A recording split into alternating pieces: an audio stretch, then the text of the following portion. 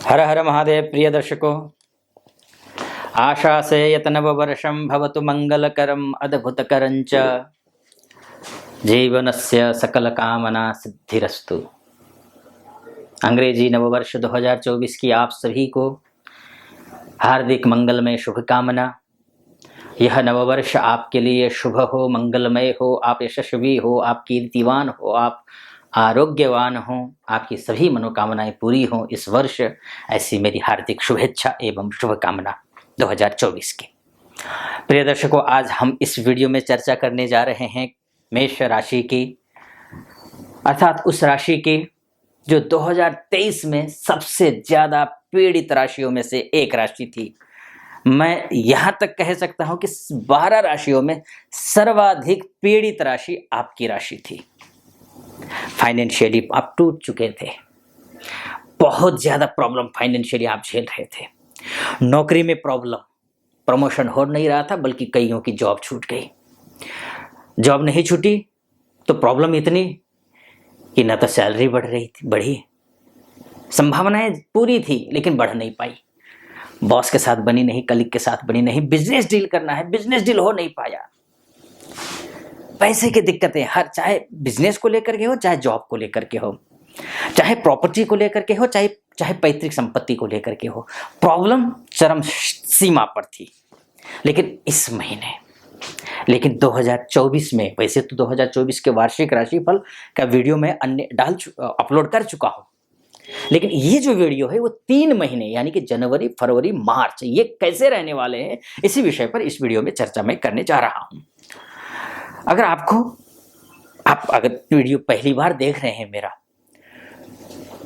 पूरा वीडियो सुनिएगा। वीडियो अच्छा लगे तो चैनल को सब्सक्राइब कर दीजिएगा, वीडियो को लाइक कर दीजिएगा और कमेंट बॉक्स में जाकर के महादेव का भक्त हूं, आप पर भी महादेव की कृपा बनी रहे, ऐसी मेरी कामना। अगर वीडियो अच्छा लगता है, मेरा विश्लेषण अच्छा लगता है, तो हर हर महादेव 5 बार या 11 बार अवश्य लिख दीजिएगा। ये जो 3 महीने हैं, जनवरी, फरवरी, मार्च के, मेष राशि वालों के लिए शानदार हैं, अद्भुत हैं। मतलब एक तरीके से कहा जाए कि पिछले 2 साल में सबसे बेहतरीन अगर कोई महीने हैं, ये 3 महीने हैं। कुछ कमियां भी हैं, लेकिन इन 3 महीनों में आप पूरा सूझबूझ और बुद्धिमत्ता के साथ आप चले तो पूरी दुनिया आप मुट्ठी में कर सकते हैं। आप अपनी दुनिया की बात कर रहा हूं मैं। आपका जो क्षेत्र है, उस क्षेत्र में आप महारत हासिल कर सकते हैं। महारत हासिल करने के लिए या तो आप प्लेटफॉर्म तैयार कर सकते हैं। फाइनेंशियली स्ट्रगल कर रहे थे, फाइनेंशियली स्ट्रगल आपके लगभग खत्म होने के कगार पर आ जाएगी, या फिर खत्म, बड़ा अमाउंट है तो उसके लिए एक प्लेटफॉर्म तैयार हो जाएगा। ये स्थिति दिखाई दे रही है। कैसे? देखिए, पहली बात तो ये है, मतभिन्नताएं हैं राशियों के बीच में। साउथ के पंचांगों में और नॉर्थ के पंचांग में 14 से लेकर के 14, 16 और 21 ऐसे 2-3 तिथियां हैं जहां पर मंगल उदित हो रहे हैं। जब मंगल उदित हो जाएंगे तो राशि के स्वामी हैं आपके, जैसे ही ये उदित होंगे आपका स्वास्थ्य ठीक होगा, आपका मनोबल बढ़ेगा, आपका आत्मबल बढ़ेगा, भूमि से संबंधित प्रॉब्लम है वो सॉल्व हो जाएंगे। घर खरीदने की सोच रहे हैं, घर खरीदने या जमीन खरीदने के लिए पैसे की व्यवस्था कर रहे हैं, नहीं हो पा रही थी, वो पैसे की व्यवस्था हो जाएगी। गाड़ी खरीदने की सोच रहे थे, गाड़ी खरीद नहीं पा रहे थे, पैसे नहीं हो रहे थे, वो पैसे इकट्ठे हो जाएंगे, पैसे की व्यवस्था हो जाएगी। बॉस के साथ में नहीं बन पा रही थी, बॉस के साथ में बनेगी। आपका काम का श्रेय नहीं मिल रहा था, आपका काम का श्रेय आपको मिलने लगेगा। आपका मनोबल बढ़ेगा। आपके कलीग के साथ में, आपके इष्ट मित्र, नाते, रिश्तेदार इत्यादि के साथ में, बड़े भाई, छोटे भाई या बड़ी बहन, छोटी बहन के साथ में रिश्ते अब तो जो खराब चल रहे थे, उन रिश्तों में फिर से मधुरता आएगी, उनका सहयोग मिलेगा, माता पिता का सहयोग मिलेगा। ये सारे क्षेत्र आपके लिए। और एक और बात है, आप खासकर लोन लिया हुआ है, आपने लोन देने में आपको एक कोई ना कोई प्लेटफॉर्म तैयार हो जाएगा। इन 3 महीनों में आपको हनुमान जी की पूजा जरूर करनी है, ये मैं आपको निवेदन करूंगा। हनुमान जी की पूजा करने के लिए ये जो 3 महीने हैं, ये जनवरी के मिड से लेकर के शानदार है, अद्भुत हैं। एक दूसरी बात, कब से कब तक, तो ये भी आप समझ लीजिए। कब से कब तक में देखिए, वैसे मंगल फिलहाल आप भाग्य स्थान में देख रहे हैं, जो कि पूरा जनवरी में है। हाँ, 5 फरवरी से लेकर के भाग्यस्थ राशि का स्वामी होकर के भाग्यस्थ होना, ये जो मैं कुंडली देख रहा हूं वो चंद्र राशि या फिर लग्न के हिसाब से है। लग्न से भी देखा जा सकता है, इसको आप समझ सकते हैं, या फिर चंद्र राशि के हिसाब से भी समझ सकते हैं। जब राशि के स्वामी जब भाग्यस्थ हो जाते हैं तो आपका भाग्यराज योग प्रारंभ होता है। अच्छा है, अभी वो फल आपको मिल नहीं रहा है। वो इसलिए नहीं मिल रहा है क्योंकि जनवरी की मिड तक आपका जो मंगल है, राशि का स्वामी है, वो अस्त है। जैसे ही उदित होगा, और उदित होने के बाद आधा महीने तो यही रहेगा, आधे महीने रहने के बाद 5 फरवरी के वो दशमस्त हो जाएगा। दशमस्त होने का सीधा सा मतलब ये है, मेष राशि वालों के लिए दशमस्त होने का मतलब है कि मंगल उच्च का हो गया। मंगल उच्च का होने का सीधा सा मतलब ये है, हर एक क्षेत्र में आपको सफलता मिलेगी। बिल्कुल हर एक क्षेत्र में आपको अच्छी सफलता मिलती हुई दिखाई दे रही है। जॉब को लेकर के हो, जॉब में किसी भी फील्ड में हो, खासकर आप डॉक्टर हैं, आप लॉयर हैं, आप सीए हैं, आप बैंकिंग कार्यों में कार्य कर रहे हैं, आप उसके बाद जाकर के आप चाहे अन्य किसी भी, आप मैन्युफैक्चरिंग के फील्ड में आपका अपना काम है, बिजनेस करते हैं, या फिर रियल एस्टेट में, या फिर आप कंस्ट्रक्शन के काम में, प्रॉपर्टी में, या फिर हमारे जो सुरक्षाकर्मी हैं, बॉर्डर पे तैनात हमारे आन बान और शान, जो बीएसएफ में हैं, आईटीबीपी में हैं, सीआरपीएफ में हैं, पुलिस बल में हैं, सेना में हैं, वायुसेना में हैं, थल सेना तो मैंने आपको बताया ही, नेवी में हैं, इन सभी के लिए जो सुरक्षा विभाग से जुड़े हुए हैं, चाहे इंटरनल सुरक्षा की बात करूं या फिर मैं एक्सटर्नल सुरक्षा की बात करूं, हर एक क्षेत्र के जो जुड़े हुए व्यक्ति उनके लिए अत्यंत शुभ है, अच्छा है ये समय। मंगल का उदय होना और मंगल का उच्च का होना शुभ है। उसके बाद ये मंगल एकादशस्थ हो जाएगा, 15 मार्च के बाद एकादशस्थ हो जाएगा, ये भी शुभ है, बहुत अच्छा है। हाँ, कुछ कमियां हैं, जैसे कि कमियों के मामले में अगर बात करें, जैसे ही मंगल उच्च का तो 5 फरवरी से हो रहा है, लेकिन ये 11 फरवरी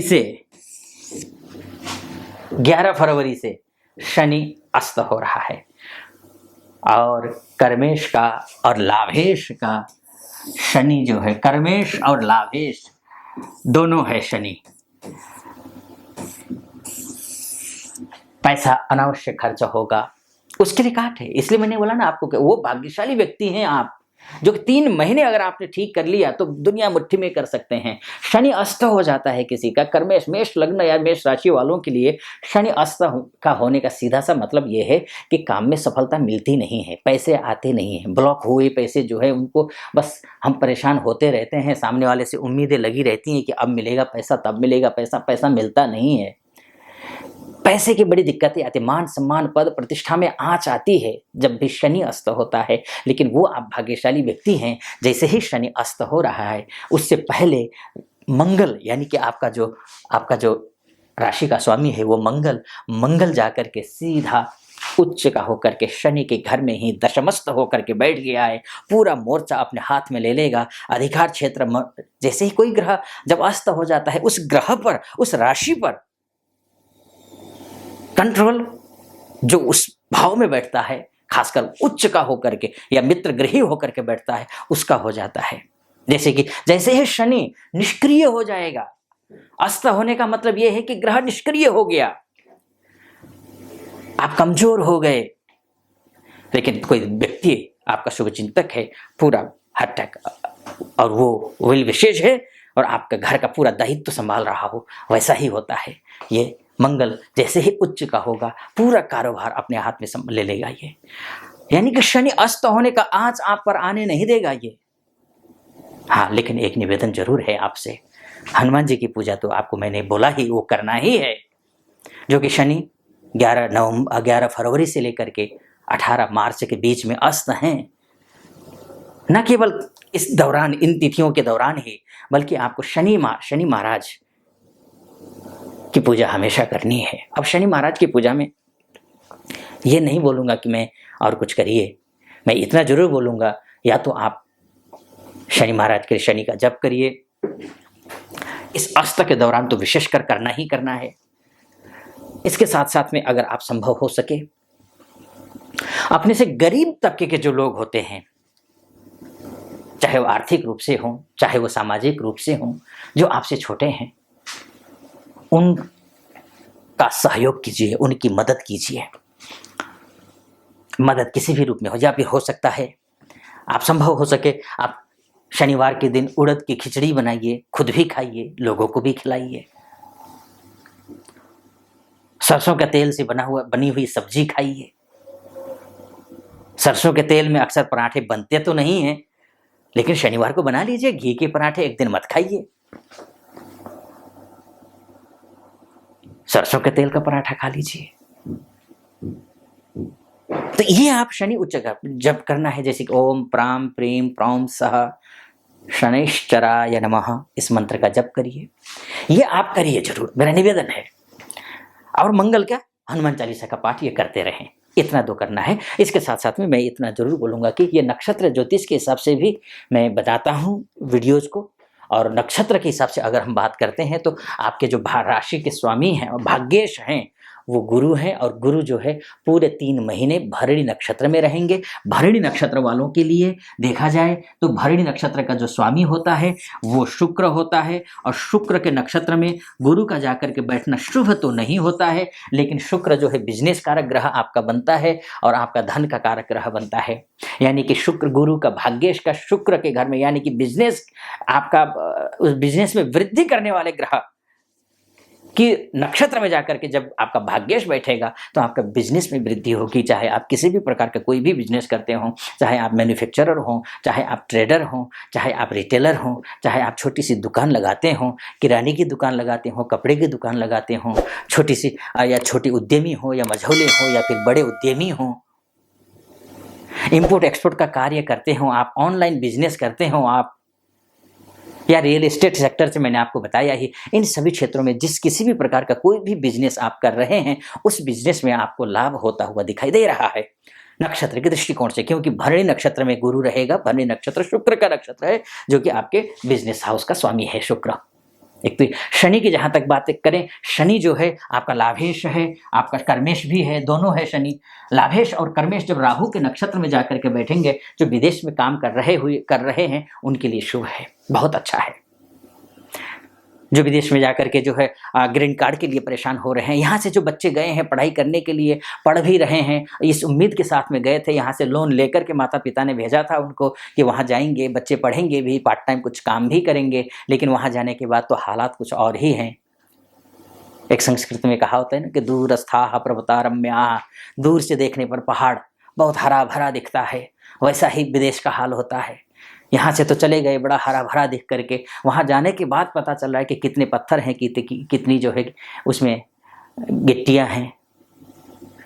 अब वहाँ जो स्ट्रगल कर रहे हैं उस स्ट्रगल की वजह से माता पिता भी परेशान थे, स्वयं भी परेशान थे। लेकिन ये जो 3 महीने हैं, जैसे ही शनि जो है ये राहु के नक्षत्र में यानी कि शतभिषा नक्षत्र में गया है, पूरे 3 महीने उसी नक्षत्र में रहेगा, बल्कि 5 अप्रैल तक है ये शतभिषा नक्षत्र में। विदेश विभाग को अच्छे से हैंडल करेगा ये आपका, यानी कि अगर पढ़ाई कर रहे हैं, जॉब नहीं मिल पा रही है तो जॉब मिलेगी। अक्सर बच्चों की शिकायत यही होती है विदेश में जो पढ़ाई कर रहे हैं कि उनको जॉब नहीं मिल रही है, पढ़ाई तो कर रहे हैं, कोई सेटिस्फेक्शन वाली जॉब नहीं मिल पा रही है, वो जॉब मिलेगी, प्रयास करते रहें। मान सम्मान नहीं मिल पा रहा था, मान सम्मान मिलेगा इन सेक्टर में काम करने वालों के लिए। और राहु के नक्षत्र में जाने का जो अस्त हुआ है शनि, वो भी ठीक होगा थोड़ा सा। ये सारी चीजें राहु भी देख लीजिए, राहु की भी जो है कि अच्छी स्थिति में है, गुरु के घर में राहु बैठा हुआ है, गुरु जो है शुक्र के नक्षत्र में है, राहु शुक्र के बीच में रिश्ते अच्छे होते हैं। तो यानी कि कॉम्बिनेशन ऐसा है कि जैसे मैंने थंबनेल में दिया हुआ है कि कर लो दुनिया मुट्ठी में, आप दुनिया मुट्ठी में कर सकते हैं। केतु की भी स्थिति देख लीजिए ना, बहुत अच्छी स्थिति में केतु है, चित्रा नक्षत्र में है, मंगल के नक्षत्र में, आपकी राशि के स्वामी के नक्षत्र में है। स्वास्थ्य के दृष्टिकोण से, मान सम्मान के दृष्टिकोण से, घर गृहस्थी के दृष्टिकोण से, लव लाइफ के दृष्टिकोण से, एजुकेशन के दृष्टिकोण से, संतान के दृष्टिकोण से, भाई बंधु दीदी बहन के दृष्टिकोण से, पैतृक संपत्ति के दृष्टिकोण से, जो भी अभी तक गलतफहमियां थी वो सारी गलतफहमियां दूर हो जाएंगी, अच्छी स्थिति आने वाली है। हाँ, एक बात जरूर बोलूँगा, शत्रुओं को लेकर के, शत्रु जो होंगे आपके प्रतिद्वंदी, आपके शत्रु, मैं प्रतिद्वंदी केवल नहीं बोलूँगा, प्रतिद्वंदी सामान्य शब्द हो जाता है, लेकिन आपका अगर शत्रु है, प्रतिद्वंदी न हो करके वो शत्रु हो चुका है, तो उससे सावधान जरूर रहिएगा। फिलहाल इस वीडियो को मैं यहीं पर समाप्त करता हूं। ये वीडियो कैसा लगा आपको? ये तो मोटा मोटी तौर पर है, देखिए कि 3 महीने में ये ग्रह इस नक्षत्र इस राशि पर गए हुए हैं तो इसका फल होगा, लेकिन आपकी कुंडली मायने रखती है, क्योंकि 1 सेकंड से या 2 सेकंड 5 सेकंड 1 मिनट से भी अगर किसी का जन्म आगे पीछे होता है तो उसका दशांश कुंडली बदल जाती है, उसके नवांश बदल जाता है, उसका त्रिंशांश चतुर्थांश दृष्काण होरा सब बदल जाते हैं। तो गहराई से अगर कुंडली का विश्लेषण करवाना चाहते हैं तो नीचे नंबर होगा, उस नंबर पे कॉल कर लीजिए, हमारे प्रतिनिधि से आप बात कर लीजिए। प्रतिनिधि से बात करके मुझसे बात करने के लिए, अर्थात आप अपनी कुंडली का ज्योतिषीय विश्लेषण करवाने के लिए अपॉइंटमेंट ले लीजिए। अपॉइंटमेंट ले करके मुझसे आप नियत तिथि पर, जो हमारे प्रतिनिधि निर्धारित कर देंगे आपके लिए बात करने के लिए, तो उस तिथि पर उस समय पर आपकी मेरी बातचीत हो जाएगी। थोड़ा प्रतीक्षा करना पड़ सकता है, लेकिन थोड़ी सी प्रतीक्षा जरूर कर लीजिएगा। फिलहाल इस वीडियो को यहीं पर मैं समाप्त करता हूं। आपको कैसा लगा वीडियो? अच्छा लगा हो तो चैनल को सब्सक्राइब कर दीजिएगा, वीडियो को लाइक और कमेंट बॉक्स में जा करके हर हर महादेव 5 बार या 11 बार अवश्य लिख दीजिएगा। फिलहाल अनुमति दीजिए। हर हर महादेव।